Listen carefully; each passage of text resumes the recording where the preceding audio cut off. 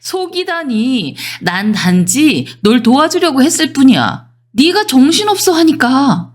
근데 네가 날 배신하네? 고소? 웃기지도 않아. 넌 결국 별 수 없는 사람이었구나. 부모님 돌아가시고 나밖에 없으니까 막 매달리더니 이제 와서 이러는 게 말이 돼? 안녕하세요, 여러분. 오늘은 정말 억울하고 기막힌 사건에 관한 사연을 전해드리려고 합니다. 세상에 이렇게 황당한 일이 일어날 수 있다는 게 믿기지도 않았고요. 동시에 그 뒤에 기다리는 통쾌한 복수를 보면 가슴이 후련해지기도 했습니다. 그러니 부디 끝까지 들어주시면 감사하겠습니다. 저 역시 이 사연을 처음 접했을 때 느꼈던 울분과 억울함, 그리고 마지막에 찾아온 시원한 결말을 여러분과 함께 나누고 싶습니다. 안녕하세요. 저는 평범한 가정에서 외동으로 태어나 크게 부족함 없이 자란 학생입니다. 부모님께서는 정말 부지런하시고 성실하신 분이었어요. 매일 새벽같이 일터로 나가셨고요. 제가 어릴 땐 도시락이며 옷가지며 필요한 물건을 빈틈없이 챙겨주셨습니다. 우린 부자는 아니어도 너한테만큼은 아낌없이 주고 싶다. 이것이 부모님의 철학이셨죠. 그래서 어린 시절 저는 큰 어려움 없이 밝고 건강하게 자랐습니다. 그러던 어느 날 제가 23살 되던 해에 청천벽력 같은 사고가 벌어졌습니다. 불의의 교통사고로 두 분 모두를 한꺼번에 잃고 말았습니다. 저는 그저 머릿속이 하얗게 되고 현실감이 없어 무엇을 어떻게 해야 할지 몰랐습니다. 장례를 치를 때에도 누가 곁에서 수진아, 잠깐만이라도 울지 말고 자리에 좀 앉아 있어봐 라고 붙잡아주지 않았다면 아마 멍하니 서 있거나 정신을 놓았을지도 모릅니다. 장례가 끝나고 집에 돌아오니 부모님이 쓰시던 물건들이 여기저기 그대로 남아 있었습니다. 거실 한편에는 어머니가 즐겨보던 잡지며 아버지가 집에서 입으시던 가디건도 의자에 걸려 있었습니다. 이런 사소한 흔적들이 그날따라 얼마나 큰 슬픔으로 밀려드는지요. 눈만 뜨면 부모님 목소리가 들리는 것 같고 문득 열려진 창문으로 바람에 흔들리는 커튼을 보면 어머니가 창밖을 내다보고 계신 듯한 착각마저 들었습니다. 한동안 식사도 제대로 하지 못하고 바닥에 엉크려 울다가 또 밤이 되면 또 울고 그렇게 하루하루를 힘겹게 보냈습니다. 그때 저를 붙잡아줬던 사람이 있었는데 바로 제 가장 친한 친구인 민영이었습니다. 민영이는 고등학교 때부터 알고 지낸 친구로 저보다는 사실 나이가 1살 많았는데요. 같은 반에서 만났기에 친구로 지내면서 내내 붙어 다녔죠. 노는 취향이나 고민 상담이 참 잘 맞았고 서로 성격 차이가 그렇게 크지 않아서인지 어떤 이야기를 해도 서로 편하게 받아줄 수 있던 사이였습니다. 그러다 보니 자연스럽게 더욱 친하게 되어서 우리 꼭 자매 같아, 가족이네 라고 말하면서 시시콜콜 수다를 떨곤 했었습니다. 그런데 정말 제가 부모님을 잃고 혼자가 됐을 때 민영이는 말 그대로 가족처럼 절 이끌고 보살펴줬습니다. 사실 부모님을 잃고 나서 주변 사람들도 저를 많이 걱정해 주시긴 했는데요. 어느 정도 시간이 지나자 하나둘씩 자신의 일상으로 돌아가야만 했습니다. 그건 어쩔 수 없는 일이겠죠. 그런데 민영이는 달랐습니다. 장례식 때도 거의 매일 제 곁을 지키며 제 상태를 살폈고요. 제가 밥 한 숟가락도 못 뜨고 있으면 그대로 제 손에 숟가락을 쥐어주면서 수진아, 이거 한 입만이라도 먹어야 해. 그래야 버틸 수 있어. 라고 제가 밥을 먹을 수 있도록 설득했습니다. 또 제가 창가에 멍하니 서 있으면 저를 지켜보고 있다가 조심히 다가와서 뭐 생각해? 지금 너 무슨 생각에 빠져 있어? 라고 물어주기도 했습니다.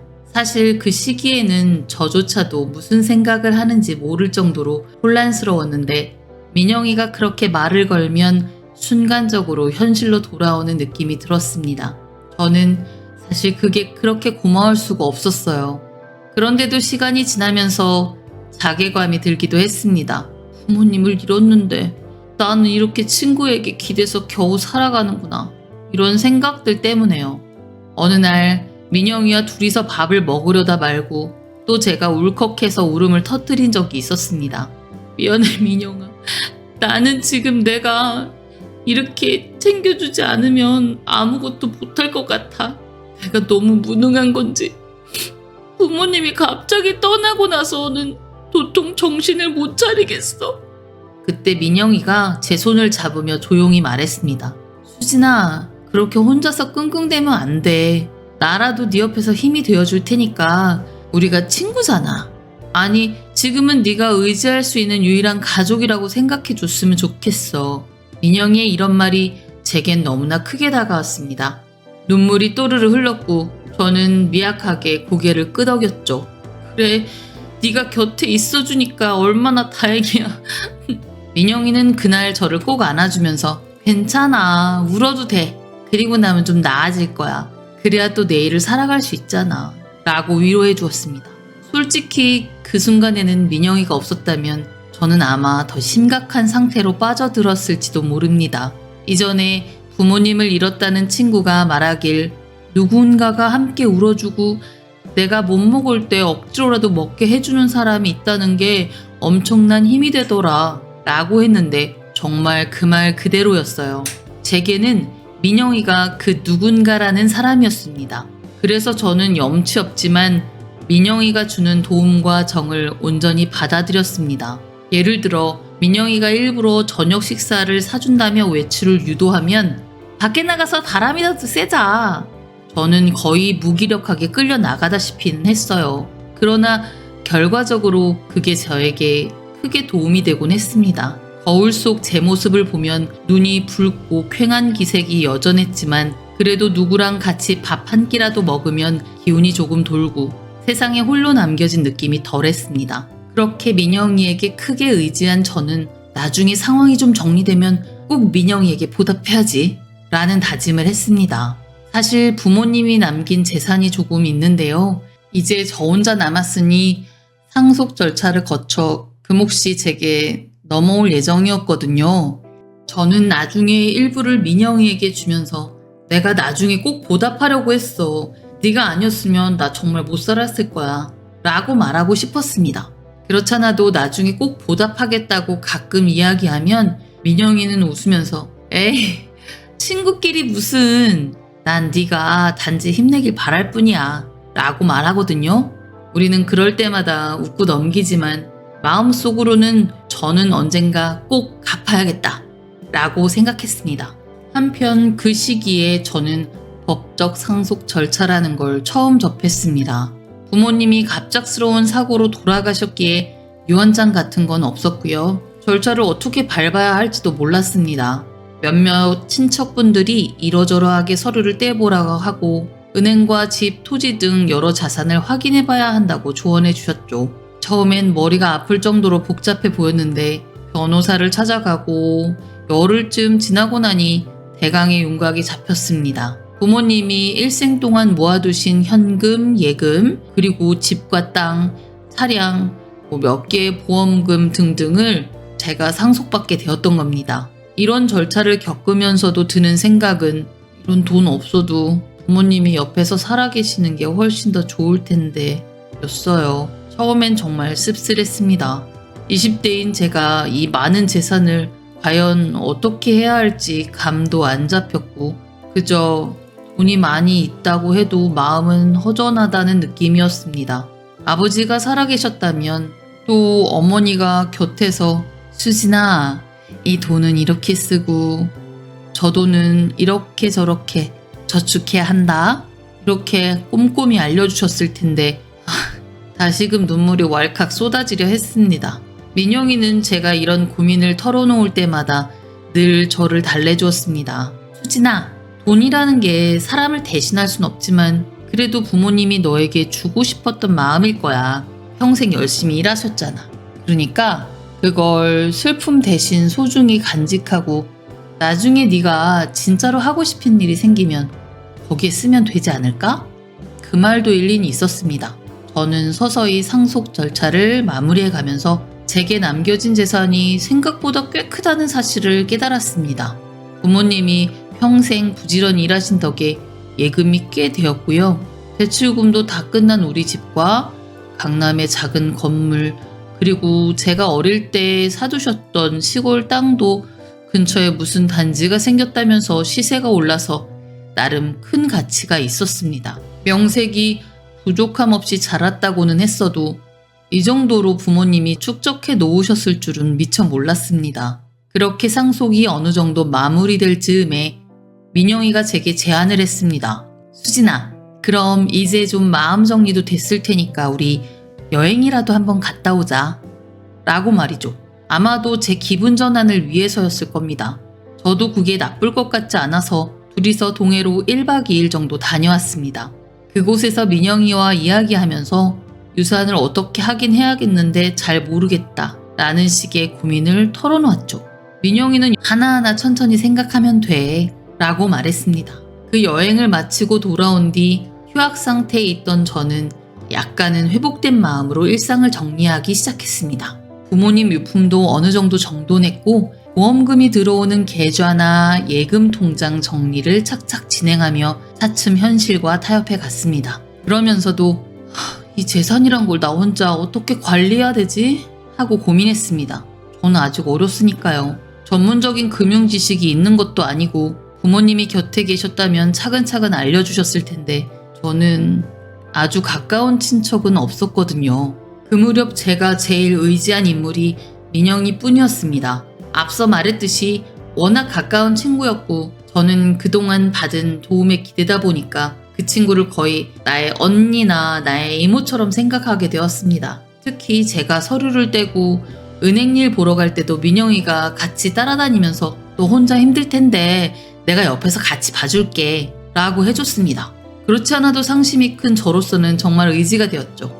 가족 같은 너한테도 나누고 싶어. 저는 이렇게 말하기도 했습니다. 민영이는 에이 됐어. 우리 부모님도 계시고 내가 너한테 돈 받으면 좀 이상하잖아 라며 웃었지만 그래도 저는 언젠가 꼭 갚겠다고 마음먹었습니다. 참 어린애 같은 생각이었죠. 제가 왜 이렇게 얘기를 길게 하는지 아시겠죠? 민영이가 저한테는 부모님을 잃고 난 뒤 일종의 구원처럼 다가온 사람이었기 때문입니다. 그런데 이 사건은 이 친구가 과연 어떤 사람인지 그리고 제가 얼마나 어리석게도 큰 시련을 겪게 되는지를 보여주게 됩니다. 지금 이 시점에서 사연을 쓰면서도 다시 한번 그때의 감정이 되살아나 심장이 쿵쿵 뛰고 손이 떨립니다.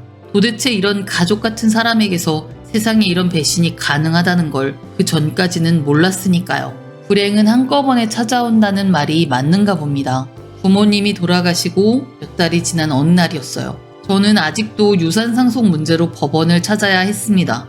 사실 상속이라는 게 낯설고 막막했지만 매 순간 내가 이제부터는 온전히 혼자서 이런 걸 처리해야 하는 거지 라는 무게를 실감하게 됐습니다. 부모님께서 남기신 유산 중에 강남에 있는 작은 건물 한 채가 있었어요. 건물이 있다고 하면 흔히 와 엄청나게 큰 재산이네 라고 생각하실지 모르겠지만 실은 규모가 그다지 크지 않은 소형 상가였습니다. 그래도 어린 제게는 엄청난 재산이긴 하죠. 어릴 때부터 부모님이 열심히 일하셨다는 걸 알았지만 이렇게까지 힘써서 모아오셨구나 하고 새삼스럽게 깨닫게 되는 시기이기도 했습니다. 민영이는 종종 그 유산 얘기를 꺼내며 슬쩍 농담처럼 흘리곤 했습니다. 수진아, 너 이제 건물주야? 너무 부럽다. 나 같으면 그냥 그 건물은 매각하고 당분간은 아무 생각 없이 살면서 해외여행 다닐 거야. 너도 그렇지 않아? 그 말에 저는 웃으며 고개를 저었습니다. 아니야. 부모님께서 얼마나 고생해서 마련하신 유산인데 그걸 바로 팔아버릴 수는 없을 것 같아. 건물 관리도 좀 배워보면서 부모님 뜻을 이어가 보고 싶어. 그땐 이런 대화가 전혀 이상하게 들리지 않았습니다. 제겐 친구로서 가벼운 농담을 던지는 정도로만 느껴졌죠. 오히려 역시 언제나 솔직하게 말하는 민영이라서 그런지 솔직하게 부러워하는구나 하면서 자연스럽게 받아들였달까요? 제가 그 건물이나 유산을 어떻게 활용할지 고민 중이라는 걸 알고 있었기에 그냥 가볍게 떠보는 말 정도로만 여겼습니다. 그런데 지금 돌아보면 그 모든 일의 시작은 이미 그때부터 서서히 예고되고 있었던 듯합니다. 제가 편하게 털어놓는 우리들의 수많은 대화 속에서 처음과 달리 민영이는 은근히 제가 가진 재산에 관심을 보이곤 했던 것이었어요. 물론 그 당시에는 전혀 눈치채지 못했지만 뒤늦게 생각하면 벌써부터 민영이가 무언가를 노리고 있었을 가능성이 높았다고 느껴집니다. 그로부터 또 몇 달이 지나 결국 유산에 대한 법적 절차가 모두 마무리되었습니다. 법원에서도 다른 상속인이나 이견이 없으니 수진 양이 전부 상속받는 걸로 처리하면 되겠다 라는 식으로 결정이 된 거죠. 저는 부모님의 재산 목록을 하나씩 확인하면서 상속받은 집을 명의 이전하거나 예금과 보험금을 이어받는 등 순차적으로 제 이름으로 옮기는 작업을 했습니다. 마음은 여전히 무거웠지만 부모님이 남긴 몫을 제가 잘 책임져야 한다 라고 생각하니까 의무감이 생기기도 했어요. 여기서 가장 눈에 띄는 자산이 바로 강남 건물이었습니다. 앞서 말했듯이 사실 건물이라고 해봐야 지상 3층짜리 소형 상가 건물이었거든요. 다만 위치가 그다지 나쁘지 않아 월세가 꾸준히 들어오는 편이었습니다. 이 건물에도 부모님의 피와 땀이 얼마나 많이 들어갔을까 생각할수록 애잔해져서 저는 절대 쉽게 팔아버리거나 허투루 대하고 싶지 않았습니다. 건물주라는 단어가 사실 너무 낯설기도 했고요. 그래서 유산 절차가 끝난 뒤 저는 건물 임차인들과 관리계약도 새로 천천히 체결하면서 조금씩 안정된 삶을 찾아가고 있었습니다. 배우자나 형제자매가 있는 것도 아니라서 혼자서 법률 서류나 회계 문제를 챙겨야 했는데 그건 꽤 골치 아프지만 그래도 생전에 부모님께서 일을 맡긴 전문가에게 배워가며 하나씩 적응해 나갔습니다. 부모님 뜻을 잘 이어가보자 라고 마음먹으니 의외로 힘이 났습니다.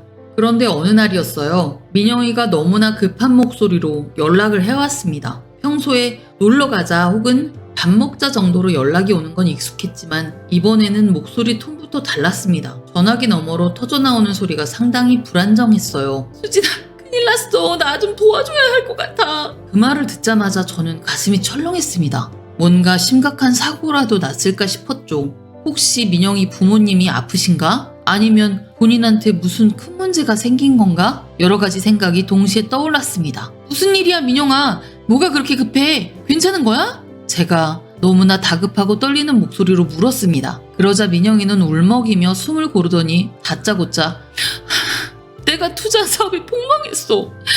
돈을 당장 갚지 않으면 법적 문제가 생긴대 라고 말했습니다. 저는 그 순간 민영이가 나한테 말도 안 하고 무슨 사업을 했었나? 하고 의아했는데 알고 보니 민영이가 모종의 투자에 빚까지 내고 뛰어들었다가 큰 손실을 본 것이라고 했습니다. 수진아, 이거 정말 심각해. 잘못하면 나 고소당하고 신용불량자도 될지도 몰라. 어떻게든 빚을 갚아야 하는데 금액이 너무 커. 민영이는 전화를 하면서도 울음을 펑펑 쏟았습니다. 나 죽을 만큼 너무 힘들어 라면서 절박하게 도움을 요청했습니다. 제가 듣기에도 상황이 상당히 심각해 보였죠. 친구가 이렇게 힘들어하는데 어떻게 모른 척할 수 있겠습니까? 게다가 저는 이미 민영이에게 정신적으로나 감정적으로 큰 빚을 졌다고 생각했거든요. 부모님 사고 후에 날 붙잡아준 사람이었으니까 이제 내가 민영이를 잡아줄 차례라고 생각했습니다. 그렇게 저는 상속받은 예금에서 일부를 빼서 민영이한테 빌려주었습니다. 물론 망설임도 있었고 엄연히 빌려준다는 형식이긴 했지만 사실 받을 생각은 없었고요. 그땐 언젠간 민영이가 다시 잘 일어서겠지. 내가 그 길에 크게 힘 보태주면 좋겠다 정도의 생각이었어요. 민영아, 내가 가진 현금에서 도울 수 있는 만큼 도와줄게. 알았어, 수진아, 고마워. 이렇게만 해도 나한테 엄청난 도움이야. 미안해, 정말. 네가 아니면 나 어쩔 뻔했어. 저는 정말 힘들어했구나 싶어서 가슴이 아팠습니다. 하지만 문제는 그 후부터 시작이었습니다. 민영이가 한 번 제게 돈을 빌리고 나더니 그 다음부터는 조금 더 꼿꼿한 태도로 반복해서 찾아왔거든요. 사업 문제가 해결이 안 되었다며 또 사채 빌린 것을 갚지 않으면 큰일이라며 이래저래 돈이 부족하다며 수진아, 네가 좀 더 보태주면 안 되겠어? 라고 묻는 식이었죠. 한두 번쯤은 역시 상황이 안 좋아서 그렇구나 하며 이해할 수 있었습니다. 하지만 횟수가 늘어날수록 민영이는 점점 죄책감이나 미안함을 느끼지 않는 듯 보이기 시작했습니다. 어느 날 민영이는 제게 이렇게 말했습니다. 수진아, 너 돈 많잖아. 그냥 한 번만 더 도와주면 안 돼? 사실 너한테 별거 아니잖아. 건물도 있고 현금도 많고 솔직히 말해서 너 부모님 유산 덕에 편하게 살 수 있잖아. 그 순간 제 심장이 덜컥 내려앉았습니다. 이게 과연 그 민영이가 맞나? 싶을 정도로 말투가 거칠고 이기적으로 변해 있었습니다. 저는 분명 정말 미안해, 너무 고마워 하던 사람이었는데 이제는 마치 제가 당연히 돈을 주지 않으면 이상하다는 식으로 나오니까 정말 충격적이었죠. 그게 무슨 소리야 민영아. 어떻게 이걸 별거 아니라고 해. 난 이 돈 함부로 못 써. 여긴 한 푼 한 푼 부모님 고생이 담겨있다고 생각하는데 제가 조심스럽게 항변했지만 민영이는 옛날처럼 제 말을 진심으로 듣는 기색이 아니었습니다. 자꾸 나 지금 힘들어. 너한테는 작은 돈이지만 나한텐 목숨을 건 문제야. 같은 이야기만 반복했습니다. 저는 점차 이 상황이 이상하다는 걸 느끼면서도 아직까진 그래도 친구가 절박하다니까 내가 도와줘야 하나 하는 생각을 완전히 떨치지 못했습니다. 이런 식으로 민영이가 돈 문제로 저를 찾아오는 일이 자주 지속되면서 이 상황을 알게 된 주위의 몇몇이 수진아, 그 친구 좀 이상한 것 같아. 너네 부모님 유산 탐내는 거 아니야? 라고 걱정을 해주기도 했습니다. 하지만 저는 에이 설마 민영이가 나한테 가족 같은 존재인데 일시적인 곤란일 뿐이겠지 하고 애써 믿고 싶었어요. 그러던 어느 날 민영이가 또다시 전화를 걸어왔는데 목소리가 완전히 달라져 있었습니다. 사실상 호통을 치는 듯한 말투였죠. 수진아, 너 왜 요즘 나한테 무뚝뚝해?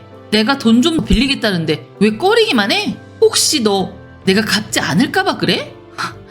너 건물까지 있으면서 고작 그 돈 못 주겠다는 거니? 저는 너무 놀라 말을 잇지 못했습니다. 이런 식으로 협박 비슷하게 나오리라곤 상상도 못했습니다. 그 전까지 저는 민영이가 절박해서 울고불고 애원하는 모습만 봐왔는데 이제는 마치 제가 잘못이라도 한 사람인 것처럼 몰아붙이니 당혹스러웠죠. 민영아, 왜 이렇게까지? 난 이미 도울 만큼 도와줬잖아. 그리고 건물은 팔 생각도 없고 부모님 유산이라는 의미도 존중해야 하니까 네가 그걸 이해해줘야지. 그랬더니 민영이가 한숨을 푹 쉬더니 살짝 비웃는 느낌마저 들어서 더욱 당황했습니다. 알았어. 그러면 나도 더 말은 안 할게. 근데 나 진짜 힘들다는 것만 알아도 너 곧 후회할 수도 있어. 저는 순간 등골이 오싹해졌습니다. 곧 후회할 수도 있다니 이게 무슨 의미인가 싶었죠. 아무리 좋은 친구라 해도 이런 식의 말을 들어보니 의심과 불안이 동시에 몰려왔습니다. 이쯤 되니 주변에서 했던 그 친구 혹시 네 재산 노리는 거 아니냐 그 경고가 머릿속을 맴돌기 시작했습니다. 하지만 저는 여전히 그래도 민영이가 내 곁을 가장 지켜줬던 친구인데 라는 생각 때문에 설마 민영이가 나한테 무슨 크게 악의적인 행동을 하겠어? 라고 마음을 다잡으려 했습니다.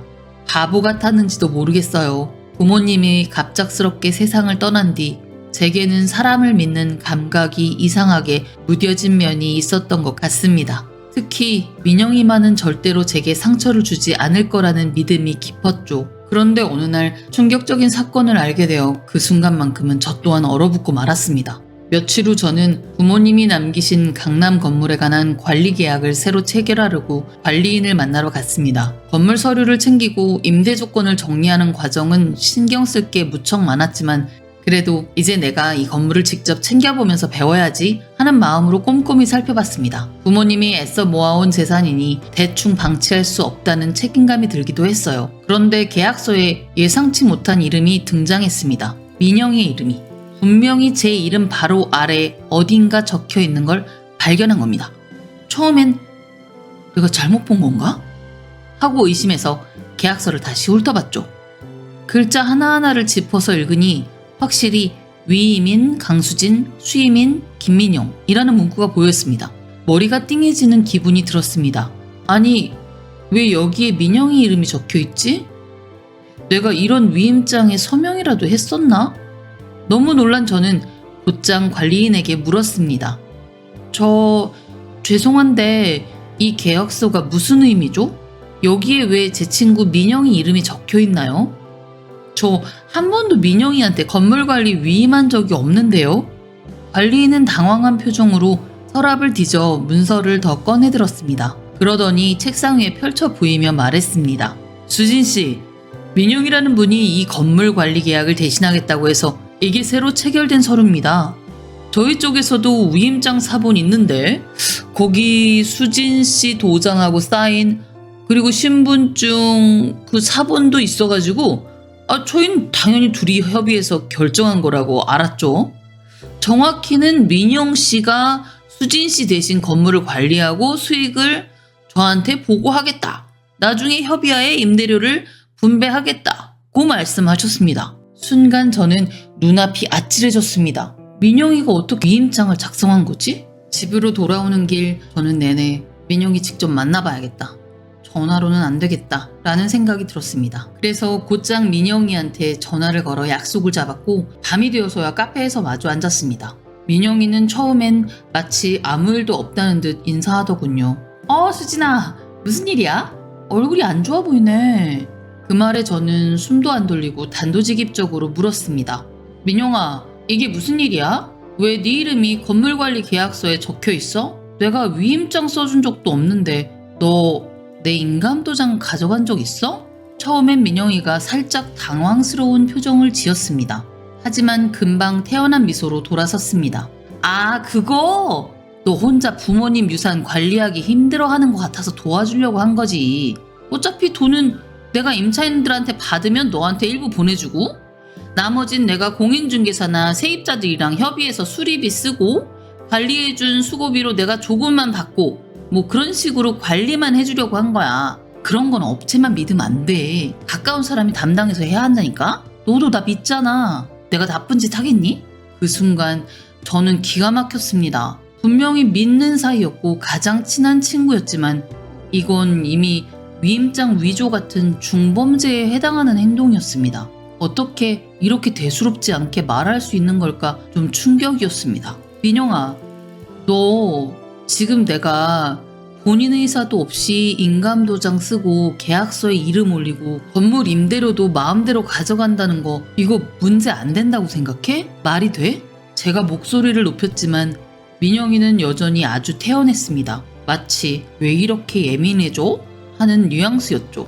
아니 정말 도와주려는 거였어. 너 아직 부모님 떠나시고 정신없으니까 내가 옆에서 시스템 좀 잡아주면 좋을 것 같아서. 그리고 나도 건물을 좀 관리해보면 좀 좋을 것 같고 서로 좋은 거 아닐까? 이게 지금 말이 되는 소리인가? 제 가슴 속에서는 배신감이 폭발하고 있었습니다. 이 사람이 나를 완전히 속이고 있었구나 싶은 생각이 머릿속을 맴돌았습니다. 그동안 제가 조금이라도 이상함을 느낄 때 분명 경고음을 들었어야 했는데 그간 설마 하는 마음으로 그냥 넘겨온 게 한없이 후회스러웠습니다. 하지만 시간이 지날수록 민영이가 단순히 본인이 말한 것처럼 도와주려는 게 아니라는 점이 명백해졌습니다. 예를 들어 건물 관리 비용이라고 해서 민영이가 가져간 돈들이 터무니없이 컸고 심지어 건물에서 나오는 임대료도 제게 제대로 들어오지 않는 정황이 보이기 시작했습니다. 몇몇 세입자에게 직접 연락해서 봤더니 이미 민영 씨에게 임대료를 다 납부했어요 라고 말하더군요. 그런데 정작 제 통장에는 그 액수가 들어오지 않거나 들어와도 일부만 들어와 있었습니다. 분노가 치밀어 올랐습니다. 명백히 횡령이라는 단어가 머리를 스쳤고 더는 대화로 해결할 수 있는 범위를 넘어섰다는 걸 깨달았습니다. 여러 지인들의 조언을 듣다 보니 이거 법률적으로 대응하지 않으면 안 된다? 이런 조언들이 많았어요. 그래서 저는 결국 변호사를 찾아갔습니다. 변호사는 제 이야기를 차분히 듣더니 이렇게 말했습니다. 김민영이라는 분이 분명히 수진 씨를 속이고 위임장을 위조했거나 도장을 무단으로 사용한 것으로 보입니다. 법적으로 문제 삼을 소지가 다분하니 당장 조치 취하셔야 됩니다. 그리고 계약서 사본과 위임장 사본 그리고 제가 갖고 있는 증거들을 싹 확인하시더니 이건 소송으로 가면 이길 가능성 매우 높습니다. 라고 단호하게 말했습니다. 그걸 듣는 순간 한편으로는 다행이다. 법이 도와줄 거다 라는 안도감이 들면서도 다른 한편으론 정말 소송까지 가야 되나? 민영이 형 어쩌다가 이렇게 됐지? 하는 복잡한 심정이 뒤섞였습니다. 그래도 이미 어쩔 수 없다는 결론에 이르렀죠. 그날 밤 저는 집에 와서 뒤척이다가 결국 민영이에게 전화를 걸었습니다. 이제는 그냥 한번 대판 싸우더라도 솔직하게 얘기를 꺼내보자는 생각이었습니다. 그런데 민영이가 전화를 받자마자 제가 무슨 말을 하기도 전에 역정을 냈습니다. 수진아, 내가 진짜 힘들다고 했는데 네가 나를 고소한다고 그거 진짜야? 저는 부들부들 화가 났지만 최대한 침착하게 얘기했습니다. 민영아, 네가 지금 내 물건을 마치 네 것처럼 쓰고 있잖아. 위임장도 위조했지? 게다가 건물 임대료도 나 몰래 챙기고 있잖아. 이게 상식적으로 가능해? 하지만 민영이는 한숨을 푹 쉬며 오히려 저를 비난했습니다. 야, 너랑 나 어떤 사이인데 그래? 가족 같은 사이잖아. 네가 그렇게까지 나를 의심하고 경찰이니 소송이니 운운하는 거 정말 너무하네. 이게 다 널 위해서 한 건데 왜 오해하냐고. 너 나 배신하는 거야. 난 네가 불쌍하니까 이 모든 걸 대신해 주려고 했을 뿐이야. 가소로운 말이었습니다. 내가 자기를 배신하는 거라뇨. 완전히 거꾸로 뒤집어 씌우는 느낌이었어요. 전화기 너머 민영이의 목소리는 차가웠고 협박 비슷한 말까지 흘러나왔습니다. 너 정말 실망이야. 소송이라니. 그래, 어디 한번 해보든가. 네가 그토록 의지했던 나를 배신한다는 건 알아둬야 해. 그 말을 듣자 오히려 제 마음이 단단해졌습니다. 더 이상 미련도 없었죠. 그래, 결국 이렇게까지 뻔뻔하게 나온다면 나도 마음을 굳게 먹고 법적 조치를 해야겠다 라고 결심했습니다. 그간 민영이에 대한 믿음이 산산조각 나는 느낌이었지만 이미 돌이킬 수 없었습니다. 며칠 후 저는 변호사와 함께 본격적으로 소송 준비를 시작했습니다. 민영이가 제 도장을 무단으로 사용해 위임장을 만들었다는 점, 임대료를 몰래 챙겨간 횡령 및 사기 의혹이 있다는 점, 제게 들어왔어야 할 수익이 어느 시점부터 사라진 기록 등등을 증거로 정리해 나갔습니다. 그 작업을 하는 동안 사실 참담한 심정이었습니다. 이 모든 서류를 보면서 어쩌다 내가 가장 믿었던 친구와 이렇게도 첨예하게 대립해야 할까 싶었거든요.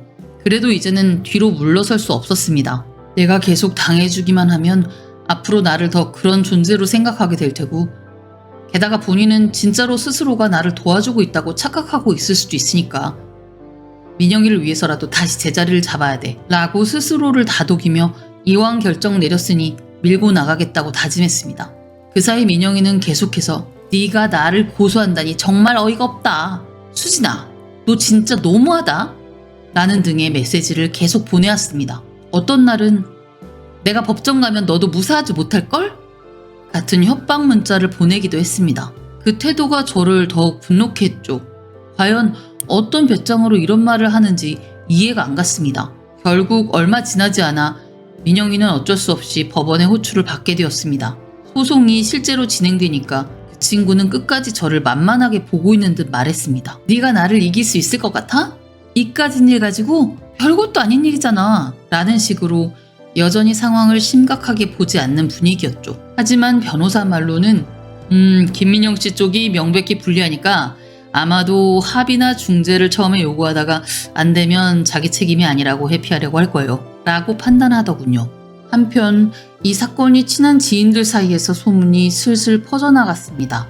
사람들은 다들 어떻게 제일 친한 친구라는 사람이 저런 짓을 해? 하며 입을 모았죠. 특히 부모님이 남긴 건물까지 가로채려 한다니 그건 정말 사람으로서 할 짓이 아니지 않니? 라는 말이 많았습니다. 솔직히 저는 주변에 그런 반응을 들을 때마다 부끄럽고 수치스럽기도 하고 동시에 다시금 민영이에 대한 증오와 실망이 커져갔습니다. 어느 날 민영이가 밤늦게 전화를 걸어왔습니다. 제가 전화를 받자마자 목소리는 한껏 날카로워져 있었습니다. 수진아, 너 지금 나를 고소한다고 여기저기 떠벌리고 다닌다며? 진짜 실망이야. 이렇게 나를 뒤통수 치는 거니? 저는 억울해서 목소리를 떨면서 대답했습니다. 민영아, 뒤통수는 네가 쳤잖아. 내 인감도장 몰래 갖고 가서 위임장까지 위조해 건물 임대료 가로챈 게 누군데. 네가 잘해준 건 맞지만 그걸 이용해서 날 속인 건 생각 못하니? 그러자 민영이는 헛웃음을 치더군요. 속이다니. 난 단지 널 도와주려고 했을 뿐이야. 네가 정신없어 하니까. 근데 네가 날 배신하네? 고소? 웃기지도 않아. 넌 결국 별 수 없는 사람이었구나. 부모님 돌아가시고 나밖에 없으니까 막 매달리더니 이제 와서 이러는 게 말이 돼? 그 말에 제 분노가 폭발할 뻔했지만 참고 물었습니다. 그래, 그럼 이 사태를 어떻게 설명할 건데? 건물 관리비라고 엄청난 돈을 빼돌렸잖아. 임대료는 왜 나한테 제대로 안 왔는데? 민영이는 끝까지 적반하장으로 나왔습니다. 그건 다 건물 유지를 위해 쓴 거다? 수진, 네가 몰라서 그래. 라는 식으로 둘러댔고, 도장도 네가 나한테 맡겨둔 거 아냐? 라며 허무맹랑한 소리를 했습니다. 지어낸 말투가 티가 났지만 민영이는 막장 드라마 속 악역처럼 사실을 왜곡해서 저를 몰아붙였죠. 결국 저는 전화를 끊으며 확신했습니다. 얘랑은 더 이상 대화가 불가능하다. 그냥 법정에서 모든 걸 밝히는 수밖에 없다. 라고요. 그리고 속으로 생각했어요. 민영아, 이제 법 앞에서 너의 거짓말과 배신이 낱낱이 드러나겠지. 그날 밤 괴로워서 잠도 못 이루면서도 동시에 결심은 확고해졌습니다. 한때는 제게 가장 큰 위로와 힘을 주던 존재에서 시작해 이제 가장 큰 상처가 된 친구. 마치 막장 드라마의 클라이막스처럼 격렬했던 배신과 협박, 그리고 법정에서의 극적 대결 끝에 저는 승리를 거머쥐었습니다. 그 승리가 결코 기쁘거나 가볍진 않았지만 그래도 마지막엔 제가 제 힘으로 소중한 것을 지켜냈다는 사실이 큰 위안이 되었습니다. 판결이 내려진 뒤로 저는 정신없이 마무리 절차를 진행했습니다.